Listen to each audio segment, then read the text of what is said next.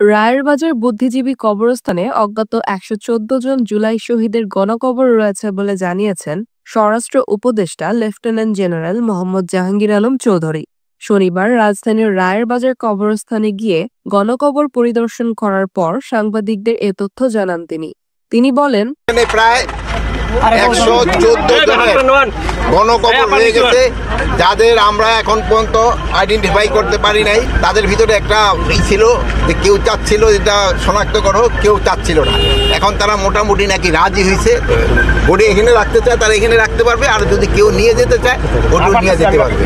রায়েরবাজার কবরস্থানের নির্মাণ কাজে দুর্নীতির খবর পাওয়া গেছে উল্লেখ করে এ সময় সাংবাদিকদের উদ্দেশ্যে বলেন, দেখলেন যে এখানে কিরকম যে কাজের যে একটা দুর্নীতি, এখানে ইটের কোয়ালিটি খারাপ, তারপরে যে সুরকিগুলি আনা হয়েছে এগুলির কোয়ালিটি খারাপ। আমাদের দেশের জন্য যে প্রাণ দিল, তাদের কবরস্থান কন্ট্রাক্ট নেওয়ার পরেও যদি এরকম দুর্নীতি হয় তো দেশে কিভাবে চলবে? এই গণকবরের এই দুর্নীতিটা আপনারা ফুটে তুলবেন।